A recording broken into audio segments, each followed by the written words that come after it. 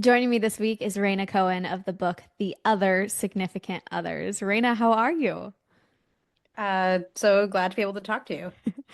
I'm excited to have you on because this book is really cool and I love anything that challenges a normal narrative. And I feel like your book is really doing that and trying to open our minds just that much further to say, hey, let's look at life a little bit differently. And one of the main things that this is focused on is friendship. So having this book and writing this book, I'd love to know where the beginning of this started and why you wrote the book. Uh, it started because of a friendship that I have that really made me ask fundamental questions about what friendship even is and what it can be. So my friend, who I refer to as M, um, she and especially at the beginning of our friendship, felt like we weren't even just best friends. Like that was too small of a term to describe how intertwined we were in each other's lives. We lived right near each other, so we saw each other three, four, 5 times a week. We were really integrated into each other's day-to-day lives, but also kind of the bigger things. We were often default plus ones to each other's events. And we both had this period where we were like, what do we call each other? And do we use a term like partner? And I knew of other people who had similar friendships. And then the big thing is that I knew that in history there had been more intimate friendships. So the combination made me want to find people who today have such close friendships and to kind of tie them to history as well to see, does friendship have to be the way it is now? Has it always been the way it is now? And what might be possible? Yeah, and you mentioned history, and I would just love to know some of those examples. I've seen you post some of them and talk about some of them before, but because again, I don't even think I know some of these things. When I saw your videos, I was like, wait, what? So some of those examples of things happening in history that maybe we didn't quite get the full story. Can you share some of those? Yeah, well, I guess one thing is like, let's start with how we think about friendship now. And we think of it as this secondary relationship that is behind marriage. It's not kind of your most emotionally intimate relationship, and it's often temporary. And that was not the way things necessarily were in the past. So one example that I find kind of incredible is this process called sworn brotherhood, where across the world, men would go into churches and they would be blessed by a priest, and when they would put their hands on the gospels, and they would pledge to a friend, a male friend, to become brothers for life. And some of those men ended up being buried together. And there are versions of this all across the world.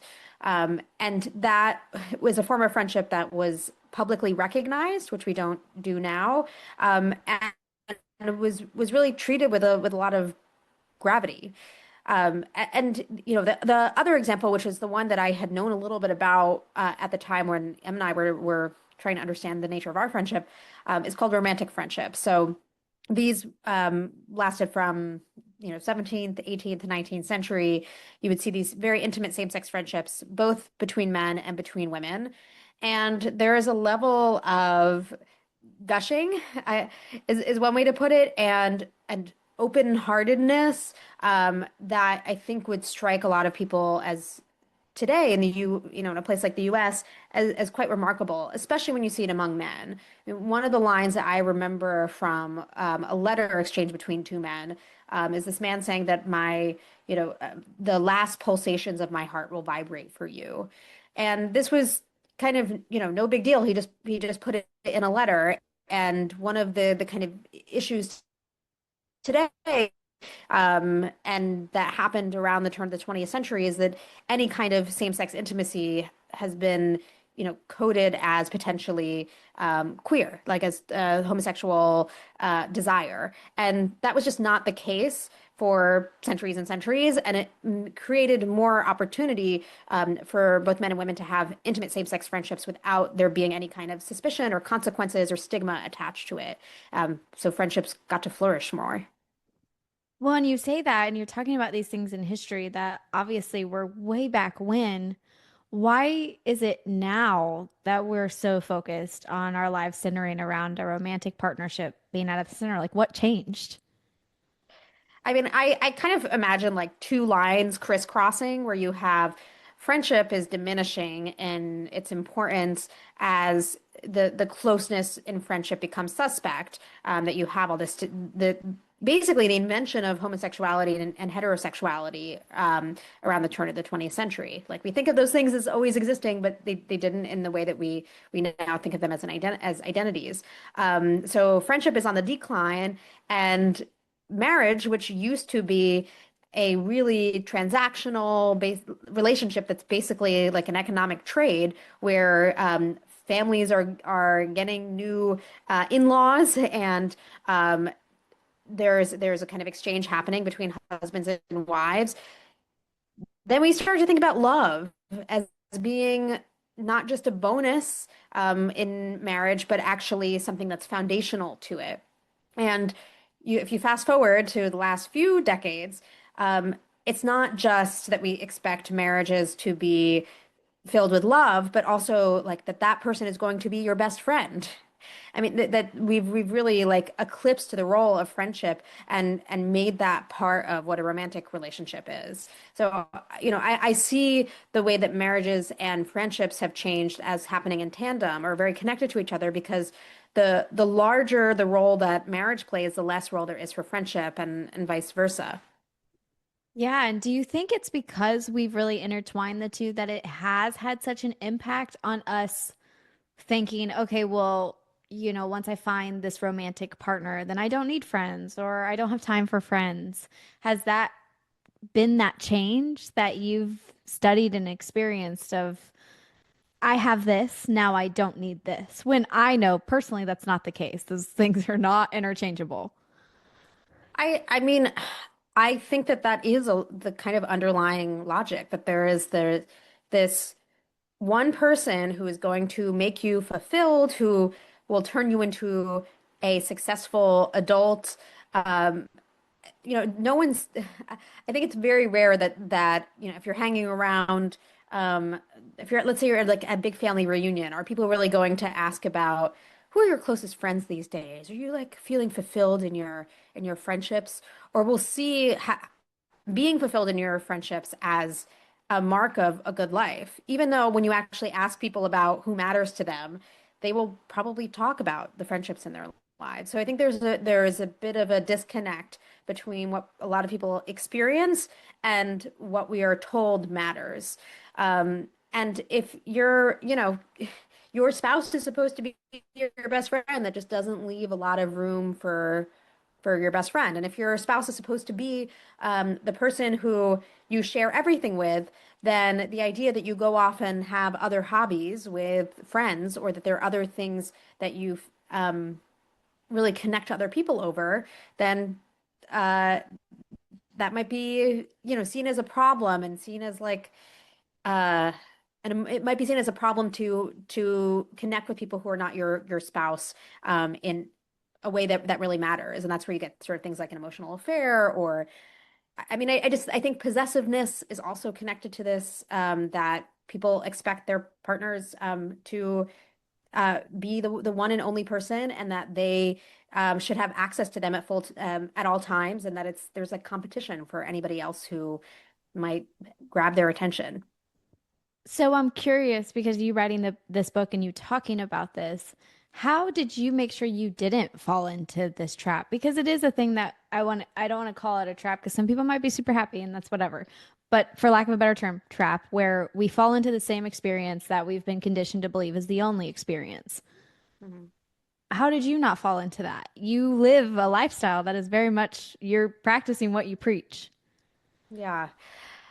I mean, I think of a couple of early memories. One was that really set me on a trajectory, I think, to be very intentional about not letting a romantic relationship be the only relationship that really mattered in my life. When I was a teenager, I saw a relative um, end up in a long romantic relationship, and it ended kind of surprisingly. And after those years of being with that partner, didn't really have anybody else because he put everything into that one relationship. And then, when I was in college, a friend I was very close to uh, basically disappeared as a friend when she entered into a romantic relationship, which I found hard. And then subsequently, anytime we spent together, she would bring her partner. I thought with those two experiences, one, I didn't want the fragility of putting all of your eggs in one basket. And then on the flip side, I didn't want to do to other people what I had experienced being done to me, which was being basically demoted. And I didn't necessarily think that that was great. It wasn't great for me, and I didn't necessarily think it was great for the friend. So, and this all predates like working on the book, but it made me really kind of those experiences made me really want to nurture friendships. And I always cared a lot about friendships. And then I think with the man I ended up marrying, we had really similar values. And one of the things that drew me to him from the get-go was how close he was to his college friends and how much work he put into those relationships. And we, made a point like we didn't spend every night, at each other's apartments. Like we had time for ourselves and have adopted a principle from other people we know that's be individuals together and to like nurture our community. So our whole our romantic relationship is structured around um, having other people that we are close to and cultivating and encouraging those relationships for with one another or encouraging each other's relationships kind of beyond our marriage. Yeah, and you mentioned this, and because you guys even went a step further than that. Like you were doing this in the beginning stages of your dating. You guys got married and you lived with some of your friends and their kids, and you're experiencing communal living, which is out of the ordinary to most people when they hear it. So you guys really adapted this entire lifestyle change that you're preaching genuinely. And I'm so curious what that experience has been like for you to do it, because I think talking about it is how we open up minds and people start to understand and see what their options could be. So yeah, my husband and I have lived in communal setups for I guess like 4 years now, and in a couple different configurations. So, for 3 years we lived with two close friends, and they're initially one kid, and then they had a second child while we were living together. And we knew that was a kind of limited time situation because our friends were going to have to leave for their jobs eventually, which they did. But we are still like we still have a group chat that we were all texting in, and we're gonna stay with them in a couple of weeks, and we're getting dispatches about the kids. And we really loved that experience and wanted to continue living with close friends if we could, and basically recruited a friend of ours to come and move to DC and move into the house that we've been in. And then we had another, anyway, it's just grown. And now we have two more friends all living together. And then we've continued to enjoy the experience and now are in a group of people, including my current housemates, who are looking to create a sort of, um, like, I guess community, or I was going to say compound, but that makes it sound maybe a little crazier than it is. They're a group of us who want to live together and then also be a sort of anchor for a neighborhood where we could get more friends to move very close by. And part of that is there are several people who want to have children and want to do that in a way that doesn't feel isolating. And that as like parenthood is one of the hardest times to maintain friendships. And we've seen how people who have done a lot of work on the front end to live near their friends have had much more support and much more fun in what can be a kind of isolating time of life. Yeah, for sure. I think it's so cool what you guys are doing. And I think it's awesome that you can share your experiences and how people can feel more comfortable about making choices that are different than what we are used to. And that's how we change normal. That's how we change this definition of, well, this is normal and that's not normal. So I think it's really cool. That's awesome. I'm curious your thoughts for those people who say you had the experience with your friend where they got into a relationship and you never saw them again, or they had kids and they never saw you again. How do people avoid that happening in their friendships and relationships, and why is it necessary to avoid that happening? I mean, you can't control other people's behavior, like if they disappear, but I think what you can do is take seriously what you feel, and that's not necessarily going to be kind of endorsed by the world around you. But um, what I found when I was talking to people who had experienced losses in friendship, whether it was a falling out or like a friend falling off the face of the earth when with a romantic relationship. Um, is that they were not getting from the world around them any kind of recognition that the loss really hurt. And it was hard for them to appreciate how difficult it was, and that they've sort of felt like I've just got to get over it. And that makes the whole situation worse. So I think if someone is on the receiving end where friends disappear, um, to honor that that's difficult. And once you do that, it becomes possible then to maybe open a conversation with the friend and not see it as inevitable and say like, hey, I totally, let's say it's the situation where there's a romantic partner who comes in and you can say like, I'm excited for you. I know there's this really thrilling honeymoon period. And you know, I but I also think our friendship is really important and I want us to ma maintain it, and I want you to understand where I'm coming from, and I'm saying this because I really care about our friendship. So I think in order to ask something of someone else, and to tell them that you are having a hard time, like you need to tell yourself that it is okay to be having a hard time and that it's not just the way things have to be. Um, and then if you are in the position where, let's say you enter a romantic relationship, you can choose not to isolate yourself and you can make choices to nurture friendships. You can make it a value within the romantic relationship that you are going to have other people in your life who really matter to you, that it is also good for the relationship. There is research on this, that romantic relationships are stronger when people have other close friends that they can turn to. I mean, diversify your portfolio in all areas of life. Um, so that, those would be some of my recommendations so that people both don't kind of uh, undermine their friendships and don't undermine their own experiences of hardship in friendship because it really can be difficult. I'm so curious the studies on this because I'm 31, I'm now in a relationship, but I wasn't for a really long time. And I struggled a lot with the fact that I had so many friends who really saw their relationships as the end all be all and their life couldn't exist without it.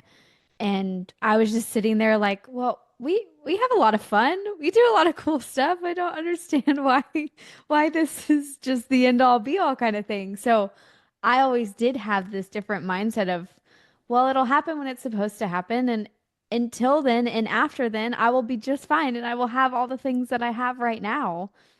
But that's not a very common mindset to have.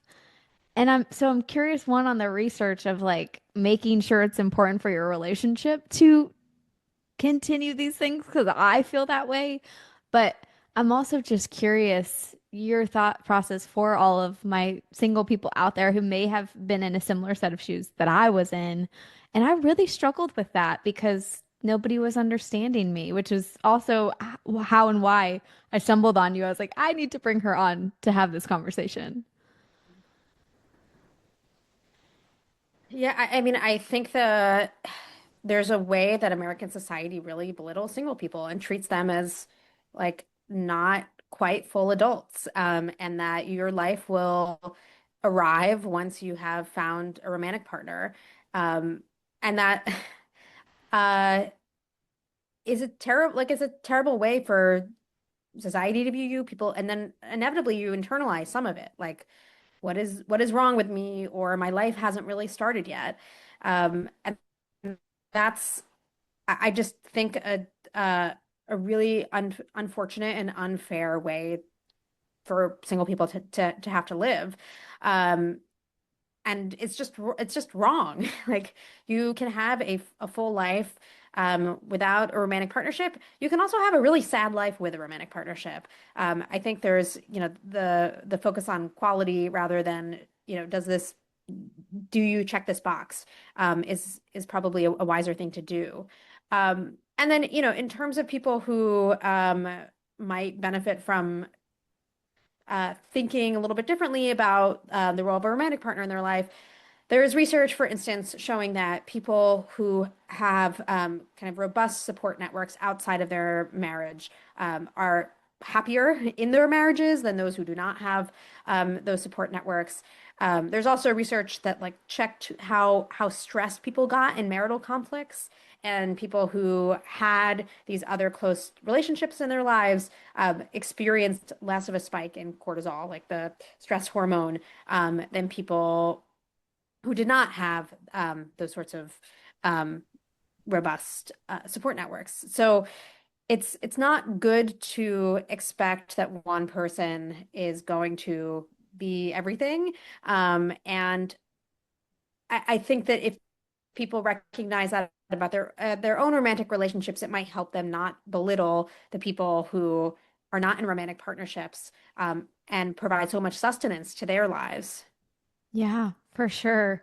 And so it leads me into this next moment of how do we become better friends? How can we show up better? How can we be the friend that we wanted to have? That you and I are speaking on experiences of we wish we had a better friend in that moment. How can we ensure we are being that friend?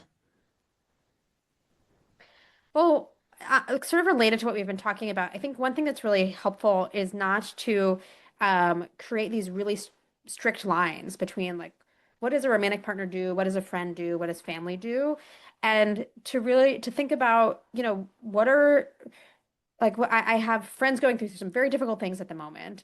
And instead of trying to figure out like what is the role that I should play according to my title, it's more what do these people need, and how like do I care about them, and what can I do that I have capacity, reasonable capacity to do to support them. And not treat friends like, well, somebody else who's closer to them should figure it out. Like being a friend means being there for the difficult times, as well as the good times. Um, I also think being a good friend means making time. Like that is where what you put on your calendar, I think, is where your values are. And I have found it is uh, much easier to become close to people and therefore know what is happening in their lives when you have regular contact. And one way to do that is just to put regular time on the calendar with people. I mean, this sounds extremely simple, but it makes a difference between uh, actually being a part of someone's life or having them, kind of be intermittently involved. And the distinction I like to think of is, are you moving through life together, or are you narrating life after the fact? And so either frequency or just making decisions about how you spend time together, like you're gonna like go on grocery runs, or you're gonna do things where you're out in the world, spending time together, where you're going to have experiences that you will recall, and you get to sort of be entangled in the day to day, versus every 6 weeks we're gonna have coffee and we're gonna tell each other what happened in the last 6 weeks, rather than experiencing something in an active way. Oh, I love that thing that you just said. That hits home. Like, are you, because there are some friendships where you recall and it's so beautiful, but you aren't connected in everyday life. And there are these different experiences that you're having. And I think it's really awesome that we as people can choose to have this ability to show up in the ways that we need to. Like you ultimately get to make the decision and the choice of how you're going to show up for people. And you just reiterated that, and that saying really did that. And I also noted for myself because me and all of my friends on a day-to-day basis, when we catch each other on a phone call or a text, we're like, okay, put it in the calendar. When are we seeing each other next? Like, put it in. We're not, I don't care if it has to be 2 weeks from now, put it in, and then it's in, and we can't go back on that. Like, it's in the calendar, it means it's happening. And it's funny because as an adult, I never would have thought I'd have to use my calendar as a social calendar as well, like physically social calendar. Mhm. But it's been really important to ensure that I am always there and I'm always showing up, even when I do show up in other ways and in the normal moments and talking to everybody each day or interacting with them. It's no, put it on the calendar so I make sure I see you face to face no matter what. Mhm. And Mhm. that has made a significant difference for me in being able to show up as my whole self and for them to show up in a way. So it's funny that you mentioned the calendar. Mhm. The other kind of suggestion I would have is like be more like a kid in how you approach friends. So one, one thing that is I've described already one part of this, which is like go experience things together rather than like talk about it after the fact. I mean, so many of my friendships as a kid was like coming up with games together or like going on adventures. And then another part of it, I think maybe especially for girls, might they might have had experiences with is really like celebrating the friendship in the way that we are used to celebrating romantic relationships. People celebrate anniversaries. There are rituals around romantic relationships. Uh, and as kids, there often are rituals around friendship. Again, and probably more so for girls than for boys, but like friendship bracelets. There might like secret handshakes, other kinds of playful ways that kids will come up with. And I think bringing some of that ceremony and that kind of um, sort of excitement about the friendship as an entity that you want to like talk about and preserve is also a really great way to enrich a friendship as an adult. Yeah, it's so funny you say that. I just had some of my best friends visiting like a month ago who we all now live in different cities. And we were sitting at dinner and talking about the sisterhood of traveling pants. And we were like, what can be Mhm. our pair of jeans? What can we start sending to each other and sending back and forth? And it be this very exciting. You get snail mail every so often, and it's this thing that we're passing back to each other to stay close. And we had just talked about that. And that movie is such a good example of finding ways to connect even if you can't connect in the most normal, everyday ways.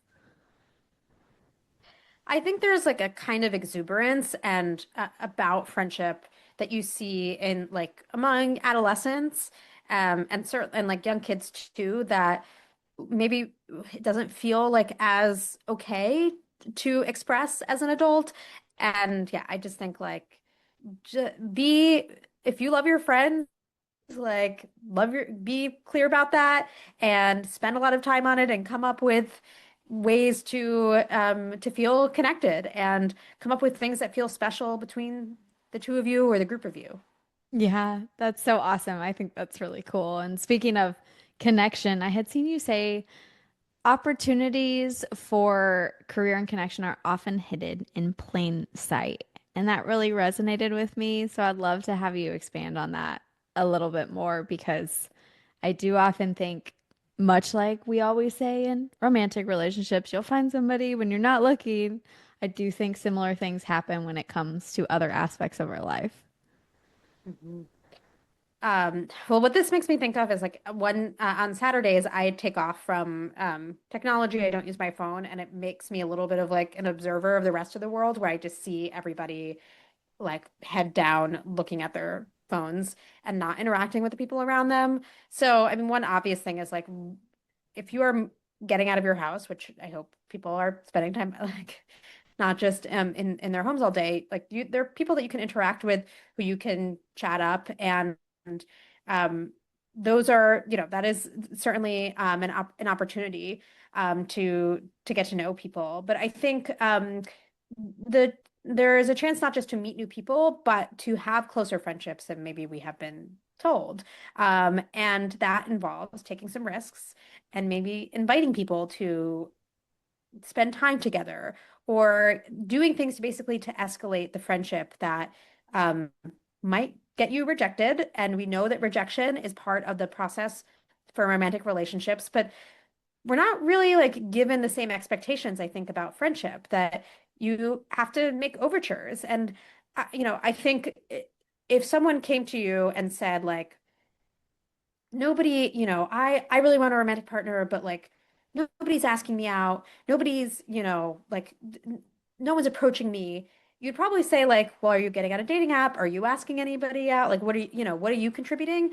But I have heard for friendship a lot of, well, nobody talks to me or like nobody's asking me to hang out. And it's like, well, are you asking people to hang out? Are you setting up gatherings? Are you taking risks? So I actually think that one way to kind of make friendship stronger is to take some of the expectations that come from the rewards and difficulties of the dating world and applying that to friendship. Yeah, that's really, really good. And so much of what you're talking about too just reminds me a lot of my friendships and how they have formed over the course of time. One friend formed because I started talking to her. She was a trainer at a gym I started working out at, and we just slowly kept having more and more conversations. And one of my best friends that I've known for over 17 years is somebody who we were dating the same guy, and then we teamed up and we're like, yeah, we don't need this guy. We've been best friends ever since. And so many of my friendships have similar stories of that where they were just coming from unexpected places. And had I not been open to the idea of just accepting a new person, and these were all different phases of my life. None of them were one and the same. They weren't all when I was a kid or in college or now as an adult. They're all over. And had I been just closed off to so many of those experiences as a human being, I wouldn't have these incredible friendships who have gotten me through so much of my life. Well, yeah, I mean I love the two women dating one man and they're like, yeah, let's throw this one out.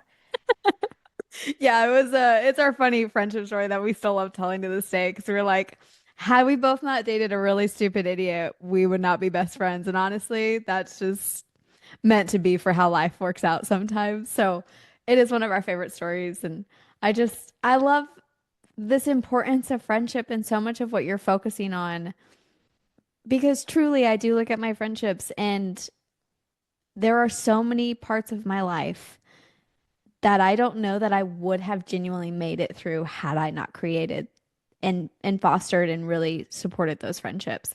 Even when I'm super busy, there's still moments of my life where I'm like, how do I check in? How do I show up? Even if I can't show up in a way that I really want to, how do I make sure this person knows that I'm always here and I'm always going to support them? And that's been such a big piece of who I am as a friend that and people will ask me all the time on social media, like, how do you do it? How are you making all the time? How are you doing this? I'm like, I have to. These people are a priority for me. And if I don't do this, like, I would be lost without them. And I think that's pretty uncommon for a lot of people to say about friendships. I, as I said, I think I do think some people feel this. Like I certainly know that people um believe their friendships, especially if they talk to like people who are older, who really lived through a lot of life, like they have deep appreciation for their friendship. But the messaging out in the world does not align with the experience that so many people have. So then for those who aren't so, who maybe personally have not had such close friendships, then it's confusing to them and it feels like an outlier. But we aren't necessarily widely talking about how much our friends mean to us. And you just sort of get locked into these cycles. Like when you are catching up with somebody, do you ask them about their romantic partner, how they're doing? Probably. Do you ask like how their closest friends are doing? Maybe. Like in my life I do, but I think for a lot of people it wouldn't necessarily occur to them that knowing about their platonic social life is an essential part of understanding where that person is at the moment, and what matters to them. And if you're, not asking the questions, you're not getting that information, and you're not necessarily understanding what other people's experiences might be, and that maybe you should go out and try to invest more in the friendships in your life. And I can see how people might be surprised, because we don't really have the conditions to see if this is a relatively common thing. Yeah. And you say that, and it's funny, the friend that I was mentioning and telling you the story of how we met dating the same guy. Every time that we talk to each other, we don't live in the same city, but every time we're like, okay, well, how's your family? How is so and so? And we'll mention each other's friends that live in those cities. What's going on with them? And until you just said that in this moment, I didn't realize that wasn't normal. I thought we were supposed to talk about what was going on in each other's lives. And part of that is your friendships. Yeah, I think some people do. It's like if you, but it's not necessarily an instinct for everybody. And there's certainly people in my life who are very, maybe like centered around their romantic partnerships, and they would ask about partner, or are you dating, and family, and and maybe and work. Like that's the trifecta, and it wouldn't necessarily occur to them. I mean, at this point, people know like friendship matters to me, but like I know that it's that's first for some people just it just wouldn't rise to the surface. And again, like they're not necessarily getting depictions in pop culture that say to have a good life, like you really need to be paying attention to your friends, or your friends are an essential part of your life, or you should, when you think about where you're going to live, you don't just think about your job and your family. You can also think about where your friends are. It's kind of coming through different channels. We're not necessarily getting the reinforcement that this is a really essential part of a good life. Yeah, for sure. And I thought of something as you're sharing this, and I would just love your take on it based on this entire conversation. There's obviously this really bad narrative around opposite sex friendships and people not being able, like, boys and girls can't be friends. They can't just be friends. What are your thoughts on that? Because that's kind of a hot topic that a lot of people just really love to nail in the coffin. Yeah, I mean, it's mostly I'm like, wasn't when Harry met Sally like 30 years ago, and we're still having this conversation? Um, one of the piece of feedback, or like outreach I've gotten very commonly after the book came out was like, do you have stories of opposite sex friends who have this kind of really intense friendship, which is like the focus of the book? And I have examples, but I think what people are particularly interested in are like friendships between a straight man and a straight woman, and how those fare. Um, and and some of the messages I've gotten from people, or people coming up to tell me stories, are like, I have this really close friendship, but other people don't understand it. Or, the wife was jealous and we had to scale back, or, whatever the case is. So, um, it's been a little shocking to me that this is still such a big issue. And it feels kind of inextricably connected to the idea that your romantic partner should be your everything, because it creates a sense of competition that, like, let's say, there's like a husband is jealous of a wife's best friend who's a man, that if you didn't have this idea that you're failing as a partner if you're not everything to them, then it might not be seen as so threatening to know that there's somebody else that they're close to. I mean, the other thing is that I came to understand in working on the book is that we really conflate different forms of attraction and connection. Um, and I learned this from the talking to people in the asexual community, so people who don't experience sexual attraction, that they really have this language to disaggregate what sexual attraction is, romantic attraction, which might be more like the, flutters that you feel, which I feel for friends often, but it's not necessarily attached to sexual desire. Um, that you might have, like, you might be intellectually attracted to a friend, or like emotionally attracted to somebody. And so I think one of the things that gets in the way when you have, straight men and straight women, and who are really close, and the sort of judgment is maybe coming from the outside, is that there's not an under there's an under there's this assumption that sex underlies everything, or sexual desire underlies all forms of connection, when actually it can be separate from those.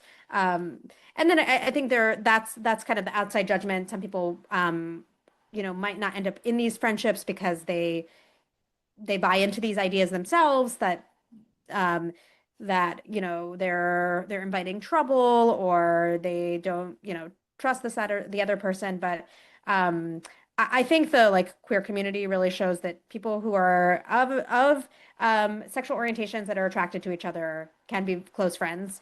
And this is sort of a straight people issue that continues to I'm like amazed, and in 2025 we're still trying to grapple with this. But for some people it remains an issue. Yeah. Yeah. And this is why I wanted you to hit on it because unfortunately it is still a very hot topic and heck, you could go in comment sections on videos and it's still being used. So very But it's prevalent. and it's also sad that you would cut off half the population, basically. Like or a huge portion of your potential friends, you're like, nope, not considering them because what like this will threaten my relationship, it'll threaten their romantic relationship, maybe they'll come on to me. That like I don't think it's a healthy thing to sort of ward off so much of the population, and to sort of slap on these assumptions about how things are going to turn out, rather than respond to the individual person. I've the line that comes to me is like, some of my best friends are men, which sounds kind of ridiculous, but it's like my life would be much less rich if I didn't have those close male relationships. And yes, men and women can be friends, and to those who have trouble with it, we gotta like rework our ideas about what romantic relationships should look like and what attraction involves. Yes, we definitely do. And I'm with you on that train. I believe it. I see my boyfriend has lots of female friends and I'm always like, okay, how can I become friends with them? You're friends with them. I want to hang out with them. What are they like? It's more of a I want to know what that's like and let's invite them in further. And I do think so much of it is also attached to insecurities of our own and our own experiences that have created a specific narrative that it can exist. So, and there's plenty of movies and stuff out there too that show us that this is Yeah. a storyline. But it keeps sort of coming back to this idea of like competition and scarcity versus a mindset that's much more centered around abundance, and that having more people who you are close to is good for you as an individual, it's good for a relationship. And I think people should be concerned if they either have a romantic partner that's trying to narrow down the number of close relationships in their lives, and saying people are off limits, and or if you have that impulse that it's worth asking, where is this coming from, and is trying to control the other person really the right way to address whatever kinds of fears you have, and are there other ways to address those fears that don't kind of make another person's life have to shrink. Yeah, that's a really important thing. And I'd love to end on that, but that's not how we end this podcast. How we typically end it is that I want you to share something, whether it's a piece of advice or inspiration or something that maybe we just didn't get to that you feel is super important. But I loved that. That was really good. So we're still going to end though on something that you want to. So I just kind of give the floor over to you and you share whatever you want in this moment of time. Well, something I was thinking of earlier in the conversation when you were saying like changing our idea of what normal is. To me, this whole project, it's like it is about friendship, but it is also about trying to ask ourselves, what is it that we want? Um, and maybe, you have never asked yourself the question, who do I want to live with? Maybe just thought like, well, obviously I will live with a romantic partner, and if I can't do that, I'll live alone. Versus like I having um the moment to stop and ask like what actually fits for me might end up leading you to make decisions that surprise you and make you much more satisfied. So, I think of a friend of mine who got her own apartment because she was like this is she wasn't in a romantic relationship and was like, this is what basically the next step is as an adult. I like live alone, right? And was unhappy pretty quickly and realized that no, actually, I really like coming home to people, and loved living with friends, and sort of upended her life to make that happen. And I think sometimes we operate on autopilot, and we think that if we are not happy when we do the things that we are supposed to, that it means that there's something wrong with us. But actually, what might help is really first making sure that the thing we're doing is in fact what we want. And that is really hard in a world that tells you, there's a certain set of things you want, and there's a certain sequence in which to get those things. But I have just found by talking to people who have really unconventional friendships and unconventional ways of living, that asking those questions and sometimes fielding the confusion of other people is so, so worth it. Yeah. Well, that's an even better thing to end on because that's a great question for people to start asking themselves because it is. I don't know that I've ever asked myself that, but I'm also super happy and I love living with my dog and cat and fostering animals, which is a whole nother zoo situation that I bring on to my world.